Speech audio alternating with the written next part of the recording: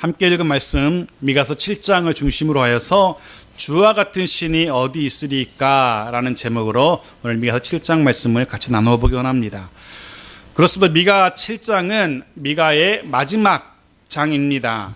앞장 6장에서는 백성을 향한 징계, 심판이 선포되었습니다. 오늘 다시금 7장에서는 회복을, 희망을 이야기하고 있습니다. 비록 오늘 본문에서도 우리가 읽었던 것처럼 선지자의 탄식으로 본문이 시작되고 있습니다. 하지만 희망을 잃지 않습니다. 회복과 구원의 확신을 가지고 내일을, 미래를 바라보고 있는 선지자의 모습을 우리는 발견하게 되었습니다. 먼저 1절 말씀 보십시오. 재앙이로다. 나는 여름 과일을 딴 후와 포도를 거둔 것 같아서 먹을 포도송이가 없으며 내 마음에 사모하는 처음 익은 무화과가 없도다. 재앙이로다 라면서 탄식합니다. 선지자는 이스라엘 백성들에게 임한 재앙으로 인하여서 탄식하고 있는 겁니다. 그 재앙이 어떤 재앙입니까? 먹을 포도송이가 없습니다. 또 처음 익은 무화과 열매가 없답니다. 마치 수확을 다 마쳐서 다 따고 나서 열매를 다 따고 나서 더 이상 먹을 것을 찾을 수 없는 황량한 상태를 이야기하고 있는 겁니다. 지금 이스라엘의 모습이 그와 같다는 겁니다. 황량함, 더 이상 먹을 것을 구할 수 없는, 찾을 수 없는. 하나님의 축복으로 인해서 그동안 누려왔던 그 풍요로움들, 그것들이 다 사라져버린 그런 모습인 겁니다. 특히나 처음 익은 무화과 열매, 그것은 이스라엘 백성들이 사모하는 것이었습니다. 오늘 본문에도 그랬죠. 내 마음에 사모하는 처음 익은 무화과라고. 호세아서 9장 10절 말씀 보십시오. 옛적에 내가 이스라엘을 만나기를 광야에서 포도를 만남같이 하였으며 너희 조상들을 보기를 무화과 나무에서 무엇을 본같이 처음 맺힌 첫 열매를 본같이 하였다라고 그렇게 기록하고 있습니다. 무슨 이야기냐 하면 무화과 나무에서 제일 먼저 열리는 첫 열매, 이 첫 열매는 이스라엘 백성들이 그렇게 기다리고 그렇게 사모하는 열매였답니다. 왜냐하면 이 첫 열매는 이제 그 이후로 수많은 열매들, 그 이후에 맺힌 수많은 열매들의 신호탄과도 같은 존재였기 때문에 그렇습니다. 그래서 첫 열매가 맺히는 거 보면서 야, 이제 많은 열매가 맺히겠구나 알 수 있는 겁니다. 해서 이스라엘은 무화과의 첫 열매를 그렇게 기다렸던 겁니다. 근데 그토록 기다리던 무화과 나무의 첫 열매가 열리지 않은 겁니다. 포도송이가 없고 무화과 나무에 첫 열매가 없다는 이 표현은 이스라엘의 황량함을 우리에게 말해줍니다. 더불어서 이스라엘에게는 더 이상 소망이 없다라는 사실을 표현하고 있는 겁니다. 동시에 포도송이가 없고 무화과의 첫 열매가 없다는 이 표현은 동시에 이스라엘 땅에서, 이제는 이스라엘 땅에서 하나님의 은혜가, 하나님의 돌보심이 사라져버렸다는 사실을 말해주고 있는 겁니다. 이스라엘 땅에서 하나님의 복이 사라졌음을 표현하고 있는 겁니다. 해서 선지자가 포도송이 없는 것, 무화과의 첫 열매 없는 것, 재앙이라고 이야기하는 겁니다. 단순히 먹을 게 없어서 재앙이 아니라는 겁니다. 그 열매를 맺게 하는 하나님의 은혜, 하나님의 돌보심, 하나님의 복이 사라졌다는 사실을 말하고 있는 겁니다. 그래서 재앙이라고 탄식하는 겁니다. 본문 1절은 우리에게 분명히 이야기해 줍니다. 무엇이 재앙인지, 단지 먹을 것 없는 것, 그게 아니라는 겁니다. 재앙은 하나님의 은혜가 사라져버린 상태가 재앙입니다. 재앙은 하나님의 돌보심이 사라진 상태를 이야기하는 겁니다. 포도송이 없고 무화과 없는 것은 하나님의 돌보심이 사라진 여러 가지 증거들 가운데 하나일 뿐입니다. 간혹 우리들 주변에 잘 나가는 사람들의 부러움을, 다른 사람들의 부러움을 한 몸에 받는 그런 이들을 우리가 간혹 목격합니다. 더더군다나 그들이 하나님을 모르는, 하나님을 부인하는, 무시하는 자들이기도 합니다. 그런데 하는 일마다 잘 되고 다른 사람들의 선망의 대상이 되곤 합니다. 하지만 부러워할 필요 없습니다. 하나님의 은혜, 하나님의 돌봄이 없는 그들의 삶은 재앙이기 때문에 그렇습니다. 이내 바람에 나는 겨와 같은 그런 불쌍한 존재가 되고 말 겁니다. 그러하기에 우리는 오히려 그들의 영혼을 불쌍히 여기며 그들을 위해 기도해야 합니다. 그리고 우리가 정말 신경 써야 할 것은 그들을 부러워하는 것이 아니라 나의 삶 속에서, 나의 인생 속에서 하나님의 은혜, 하나님의 돌봄, 하나님의 복, 이 사라지지 않도록 하는 것, 그것이 우리가 붙들어야 할 것이고 그것이 우리의 기도 제목이 되어야 하는 것입니다. 그것이 우리의 평생의 관심사가 되어야 되는 겁니다. 2절 말씀도 보십시오. 같이 읽어볼까요? 시작. 경건한 자가 세상에서 끊어졌고 정직한 자가 사람들 가운데 없도다. 무리가 다 피를 흘리려고 매복하며 각기 그물로 형제를 잡으려 하고. 선지자의 탄식은 이제 경건한 자, 정직한 자가 없다는 사실로까지 이어지고 있습니다. 더 이상 세상에서 경건한 자, 정직한 자를 찾아볼 수 없게 된 겁니다. 남아있는 자들이라고는 피를 흘리려고, 다른 사람의 피를 흘리려고 숨어있는, 매복하는 자들 뿐입니다. 남아있는 자들이라고는 그물로 형제를 어떻게 잡아서 그것으로 자기 쾌락을 누리고 자기 이득을 누리는 자들만 남아있는 악한 세상이 되어버린 겁니다. 본문이 경건한 자라고 표현하는 이들은 히브리어로 하시드라고 하는데 거룩한 자들을 말합니다. 신실한 자들을 말합니다. 하나님의 말씀을 지키며 그 말씀대로 살아보려고 하는 자들, 그들이 바로 경건한 자들입니다. 이런 자들이 도저히 살아갈 수 없는, 살아남을 수 없는 그런 세상이 되고 만 겁니다. 조금 이렇게 하나님 말씀대로 살려고 하면 옆에서 비웃고 돌 던지고 조롱하고 못살게 굴고, 세상에서 경건한 자, 말씀대로 살려고 하는 자들이 사라져버리고 말았습니다. 어쩌면 지금 이 시대도 미가가 탄식하는 그 시대와 별반 다르지 않을지도 모르겠습니다. 하나님의 말씀으로 그 말씀에 아멘 하며 순종하며 말씀대로 살아가려는 이들이 드문 세상입니다. 정말 경건한 자로 살기 힘든 세상입니다. 여러분 그렇게 살아보셨습니까? 물론 얼마든지 흉내는 낼 수 있습니다. 겉으로 보기에 그럴듯해 보일 수는 있습니다. 하지만 죄로 오염된 세상에서, 악이 만연한 세상에서 정말 하나님의 말씀대로 산다는 것 여간 어렵지 않을 겁니다. 예를 들어 보겠습니다. 나의 오른쪽 뺨을 때리는 자에게 왼편도 내어 보신 적 있습니까? 오리를 가자고 나에게 억지를 부리는 그 사람과 함께 심리를 가보신 적 있으신지요?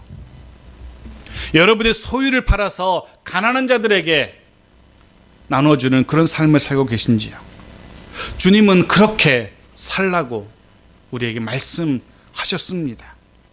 그 말씀대로 살아보셨습니까? 또 마음을 다하고 목숨을 다하고 뜻을 다하여 하나님을 사랑하라 라고 말씀하셨습니다. 영과 진리로 예배하라 라고 말씀하셨습니다. 그렇게 하나님을 사랑하셨고 그렇게 예배 드리고 계시는지요? 결국 쉽지 않습니다. 아니, 쉽지 않은 정도가 아니라 솔직히 우리는 그렇게 하지 못했다라고 고백할 수밖에 없을 겁니다. 물론 그렇다고 절망하거나 낙담할 필요는 없습니다. 어제와는 다른, 어제보다 적어도 한 뼘은 잘한, 조금이라도 잘한, 조금이라도 성숙한 그리스도인으로 자라가면 되는 겁니다. 비록 지금은 한없이 모자르고 비록 지금은 많이 부족해도 말씀대로 살려고 애쓰는 자들이 되면은 되는 겁니다. 그들이 경건한 자이기 때문에. 그런데 그런 자들이 사라져버렸다라고 선지자가 지금 탄식하고 있습니다.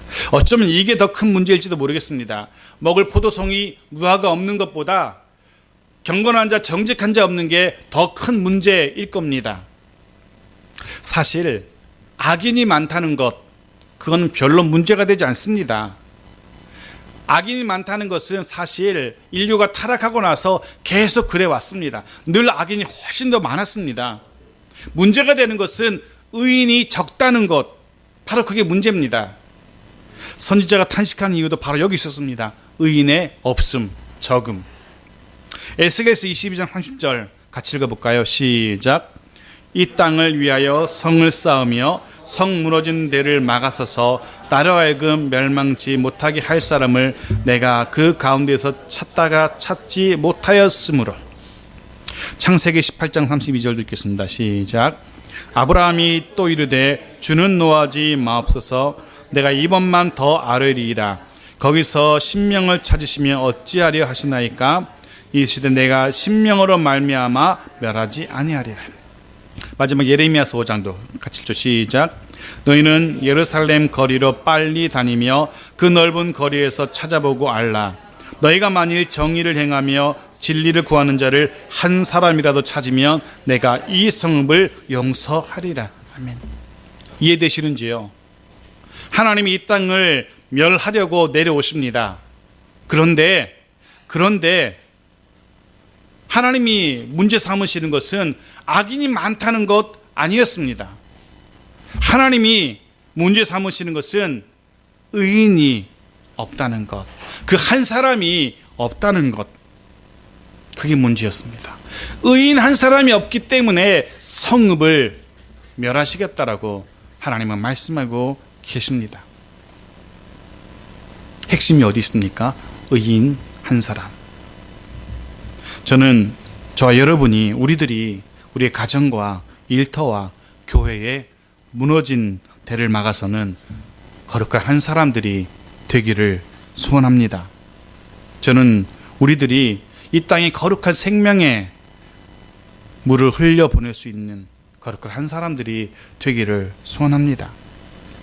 우리들이 하나님의 긍휼과 용서, 은혜와 복을 이 땅과 우리 가정과 사회와 또 교회에 가져올 수 있는 그 한 사람이 되길, 즉 하나님의 말씀대로 살아보려고 애쓰는 한 사람, 경건한 한 사람이 되길 간절히 축원합니다.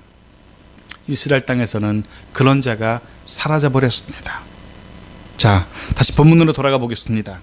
그렇게 거룩한 자, 정직한 자가 사라져 버린 그 악한 세상을 바라보던 미가가 가장 먼저 지도자들, 재판관들, 권세자들의 타락을 고백합니다. 3절 말씀입니다. 두 손으로 악을 부지런히 행하는도다. 그 지도자와 재판관은 뇌물을 구하며 권세자는 자기 마음의 욕심을 말하며 그들이 서로 결합하니. 그들은 두 손으로 악을 행하는 자들이었습니다. 두 손. 요즘도 양손잡이는 능숙함의 상징이라고 말하는데요. 당시도 두 손이라는 표현은 능숙함을 나타내는 표현입니다. 그들은 아주 능숙하게 자연스럽게 늘 그랬던 것처럼 악을 행하는 자들이었다는 겁니다. 뇌물 구하고 지나친 욕심을 챙기기에 급급하던 사람들이었습니다. 심지어는 4절 말씀 보십시오. 이들의 형편이 어떤지. 그들의 가장 선한 자라도 가시 같고 가장 정직한 자라도 찔레 울타리보다 더하도다. 그들 중에, 그 악한 자들 중에 나름 선하다고 할 만한 자들조차도 가시처럼 찌르는 자들입니다. 그들 중에 나름 정직하다라고 할 만한 자들이 찔레 울타리보다 더 사람들을 아프게 한답니다. 그들의 악함이 어느 정도였든지, 그나마 나은 자들이 이런 자들이었으니 그들이 얼마나 악했는지 짐작할 수 있습니다. 그런데 본문을 묵상하면서 그런 생각이 들었습니다. 백성들을 이끌 지도자가 없지 않았다는 겁니다. 백성들을 재판할 재판관들이 없지 않았다는 겁니다. 백성들을 이끌 지도자들이 없지 않았다는 겁니다. 그들에게는 재판관도 있었고요, 지도자도 있었고요, 다 있었어요. 그런데 그들이 도움이 되지 않았습니다. 아니, 도움이 안 되는 정도가 아니라 오히려 그 공동체를 더 타락하게 만든 주범들이 되고 만 겁니다. 해서 그런 생각을 하게 되었습니다. 이 땅에 교회가 없어서, 이 땅에 목회자가 없어서, 성도가 없어서 이 땅에 악이 만연하게 된 것이 아니라는 사실, 교회, 목회자, 성도, 그리스도인이 제대로 자신의 역할을 감당하지 못했기 때문에 그럴 겁니다. 해서 세상이 교회를, 그리스도인을, 성직자를 비난합니다. 근데 그거 아십니까? 세상이 그렇게 교회와 그리스도인과 성직자를 비난하는 이면에는 나름 그들이 교회에, 그리스도인들에게, 성직자에게 기대하는 바가 있었다는 겁니다. 교회이기에, 그리스도인이기에, 성직자이기에 기대하는 바가 있었다는 겁니다. 그 기대에 못 미쳤기 때문에 비난하는 겁니다. 해서 교회가 교회다워져야 됩니다. 해서 목회자가 목회자다워야 되고 성도가 성도다워져야 합니다. 그래야만 소망이 있는 겁니다. 먼저는 우리들 자신부터 성도다워지겠다고, 목회자다워지겠다고, 교회다워지겠다는 그런 결단이 필요합니다. 그리고 결단뿐만 아니라 실제로 내일부터 한 주간 동안 그 결단대로 살아가야 합니다. 남 탓, 남 이야기 할 거 없습니다. 먼저 나부터 그리스도인답게 살면 되는 겁니다. 하지만 이스라엘 땅에는 그런 자들이 없었습니다. 5절 6절 보십시오. 그렇게 거룩한 자, 정직한 자가 사라지고 지도자들의 제 역할을 감당하지 못하게 되었을 때 어떤 일이 일어나는지 5절 6절 말씀 안타깝지만 다시 한번 같이 읽어볼까요? 시작. 너희는 이웃을 믿지 말며 친구를 의지하지 말며 내 품에 누운 여인에게라도 내 입의 문을 지킬지어다. 아들이 아버지를 멸시하며 딸이 어머니를 대적하며 며느리가 시어머니를 대적하리니 사람의 원수가 곧 자기의 집안 사람이리로다. 이웃과 친구를 믿지 못하게 되어버렸습니다. 심지어 함께 누운 곁에 아내조차 믿지 못하게 된 겁니다. 아들이 아버지를 멸시하고요, 딸이 어머니를 대적한답니다. 며느리가 시어머니를 대적하고, 말 그대로 모든 인간관계가 철저하게 끊어지고 파괴되어 버린 겁니다. 하나님과의 관계가 뒤틀리고 깨어져 버리니까 거기에 그치는 것이 아니라 연이어서 곧바로 사람과의 모든 관계가 어그러지고 깨어지고 붕괴되어 버리는 겁니다. 생각해 보십시오. 아무도 믿을 사람이 없답니다. 단 한 사람도, 그 누구와도 속마음을 털어놓고 이야기 나눌 만한 사람 없다는 겁니다. 심지어는 가족조차 그들과도 마음을 나누지 못합니다. 아니, 오히려 가족이 나의 가장 큰 원수라고 합니다. 가정은 우리의 마지막 남은 안식처, 쉴 곳입니다. 최후의 보루입니다. 다시금 재충전할 수 있는 유일한 곳이라고 할 수 있습니다. 그런데 그것마저 무너져 버린 겁니다. 어쩌면 그 상태가, 그곳이 지옥일지도 모르겠습니다. 왜냐하면 더 이상 살아갈 이유를 찾지 못하기 때문에, 더 이상 살아갈 힘도 낼 수 없는 상황이기 때문에 그렇습니다. 그렇다고 나 혼자 죽기는 억울하고 해서 그저 빨리 주님이 오셨으면 하는 그런 기도가 나올 때가 많습니다. 이 약한 세상, 빨리 주님이 오셔서 심판하셨으면. 무슨 이야기입니까? 말 그대로 미래가 없는, 내일이 없는 암울한 시대가 되고 만 겁니다. 그런데 그 상황 속에서 선지자가 이렇게 고백하고 이렇게 외칩니다. 7절 말씀 같이 읽겠습니다. 시작. 오직 나는 여호와를 우러러보며 나를 구원하시는 하나님을 바라보나니 나의 하나님이 나에게 귀를 기울이시리로다. 아멘.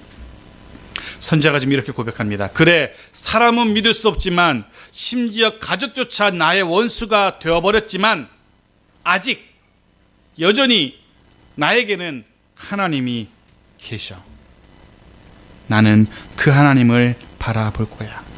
나는 나를 구원하시는 하나님께 소망을 둘 거야.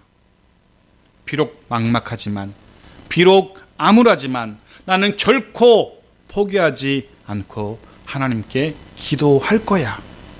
이게 선지자 미가의 외침이었습니다. 저는 이 선지자 이 외침이 저와 여러분의 외침 고백이 되기를 축원합니다. 모든 상황 속에서 하나님을 바라볼 수 있기를 바랍니다. 어떤 악조건 속에서도 하나님의 도움을 기다릴 수 있기를 바랍니다. 모든 방법, 모든 통로가 다 막혀버린 듯한 막막한 문제, 현실에 대하여서 하나님은 과연 어떻게 말씀하실지, 하나님이 과연 어떻게 도우실지 기도해 보십시오. 하나님을 바라보는 것, 하나님께 소망을 두는 것, 하나님의 응답, 하나님의 인도하심 묵묵히 기다릴 수 있는 것, 바로 그것이 모든 문제 해결의 출발점입니다. 여러분 기억하십시오. 어떤 상황, 어떤 어려움 속에서도 소망 잃지 마십시오. 왜요? 우리에겐, 그리스도인들에겐 여전히 하나님이 계시기 때문에 그렇습니다. 그 어떤 암울한, 그 어떤 막막한 현실 속에서도 여전히 우리에겐 하나님이 계시기 때문에 우리는 소망을 잃어서는 안 되는 겁니다. 그리고 본문 7절은 그렇게 표현하고 있었죠. 나의 하나님이 나에게 귀를 기울이시리로다. 하나님의 응답에 대한 확신을 선지자 미가는 가지고 있었던 겁니다. 내가 부르짖으면 하나님은 반드시 들으시고 응답하실 거야는 확신이 있었던 겁니다. 저와 여러분에게도 동일한 기도 응답의 확신이 있기를 바랍니다. 그런 확신을 가지고 하나님께 기도하는 그런 기도자들이 되어야 됩니다. 하나님이 간절한 내 기도에 응답하실 거야. 하나님이 애타게 부르짖는 내 호소에 귀를 기울이실 거야. 그런 확신을 가지고 기도하는 자들이 다 되어야 될 겁니다. 8절부터 10절까지에서는요, 그런 확신을 가진 미가가 드디어 그런 확신이 들었기 때문에, 하나님에 대한 확신이 들었기 때문에 그 암울한 현실 앞에서 백성들을 향하여서 위로와 그리고 소망의 메시지를 전합니다. 8절 말씀 먼저 보십시오. 나의 대적이여 나로 말미암아 기뻐하지 말지어다. 나는 엎드러질지라도 일어날 것이요 어두운 데 앉을지라도 여호와께서 나의 빛이 되실 것이미로다.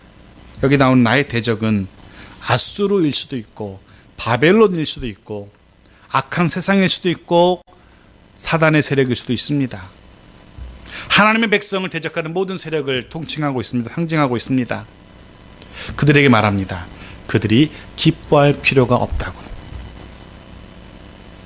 지금은 그들이 하나님의 백성을 넘어뜨린 것 같지만, 하지만 하나님의 백성은 결코 완전히 넘어지지 않기 때문입니다. 하나님이 그 백성을 일으켜 세울 것이기 때문에 그들이 기뻐하기는 이르다는 겁니다. 비록 하나님의 백성들 멸망하여 어두움 가운데 앉아 신음하며 슬피 울 수 있습니다. 하지만 그게 끝이 아닙니다. 이내 빛 대신 여호와께서 회복하게 하실 겁니다. 이 말씀이 이스라엘 백성들에게 위로가 되고 소망이 되었을 겁니다. 잊지 마십시오. 하나님을 의지하는 이들 완전히 무너지지 않습니다. 하나님께 의뢰하는 자들 결코 어둠 속에서 헤매지 않습니다. 하나님께서 이렇게 세우실 것이고 하나님께서 빛으로 인도하실 겁니다. 저와 여러분을 하나님께서 이렇게 세우실 것이고 빛으로 인도하실 겁니다. 10절 말씀도 보십시오. 나의 대적이 이것을 보고 부끄러워하리니 그는 전에 내게 말하기를 너희 하나님 여호와가 어디 있느냐 하던 자라.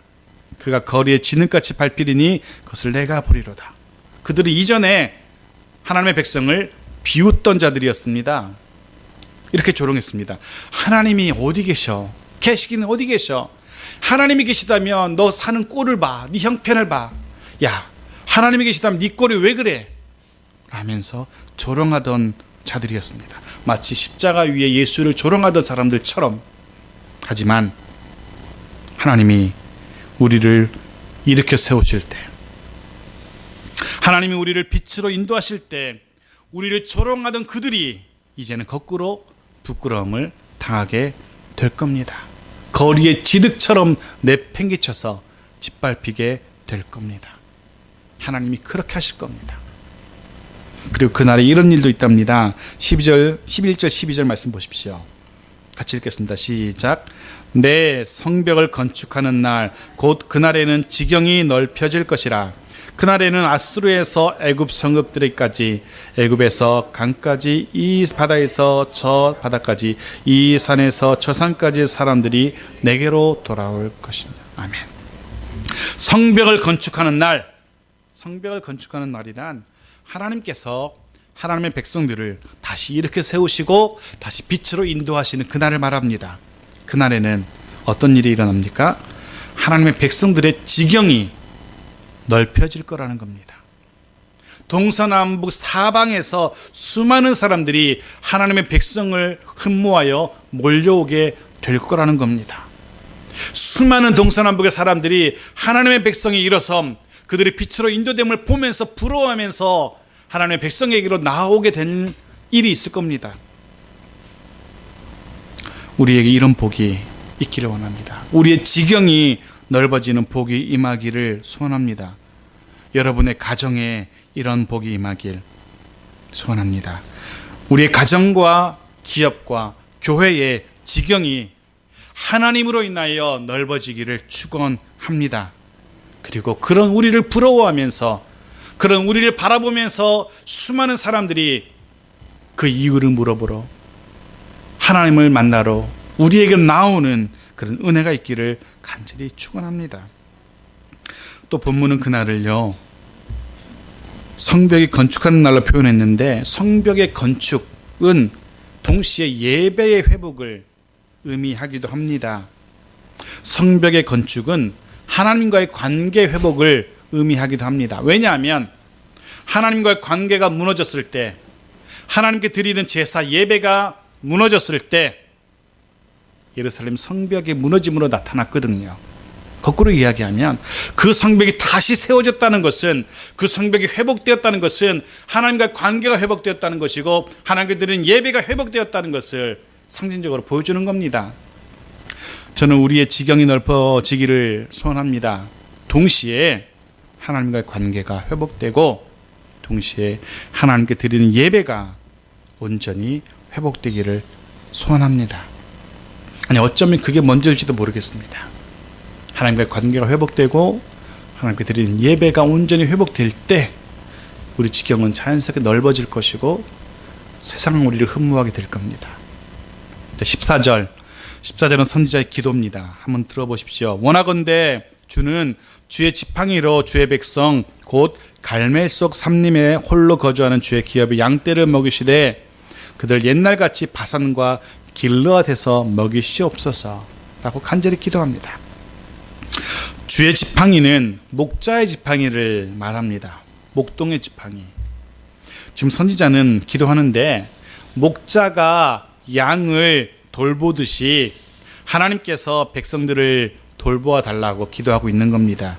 마치 기름지고 비옥한 갈멜 속 그 수풀에서 양떼를 먹이시듯.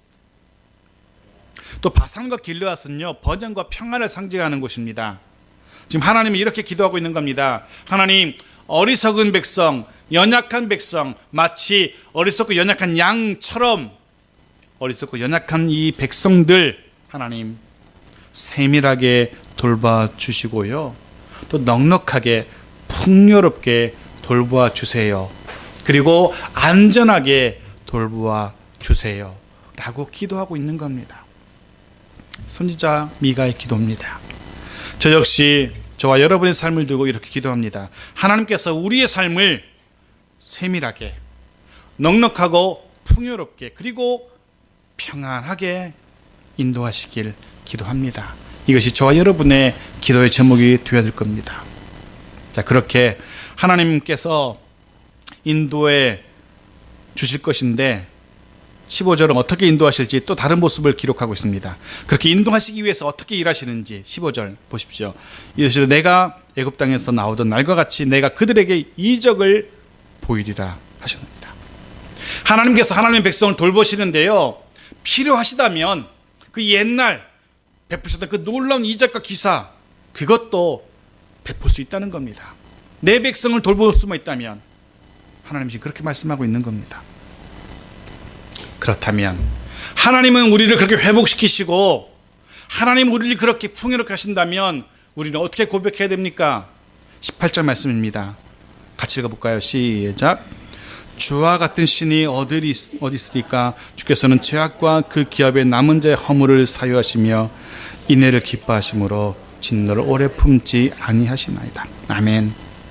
이것이 우리의 고백이 되어야 됩니다. 주와 같은 신이 어디 있으리까? 하나님 같은 분이 세상에 없습니다. 라고 고백할 수 있어야 됩니다. 이 고백이 저 여러분의 깊은 영혼의 고백이 되길 소원합니다.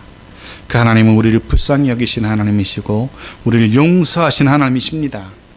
우리 죄악을 발로 완전히 뭉개서 보이지 않도록 깊은 바다의 풍덩바틀에서 더 이상 보지 않으시는 하나님, 더 이상 기억하지 않으시는 하나님, 언제나 성실 베푸시고 인애를 더하시는 하나님이십니다.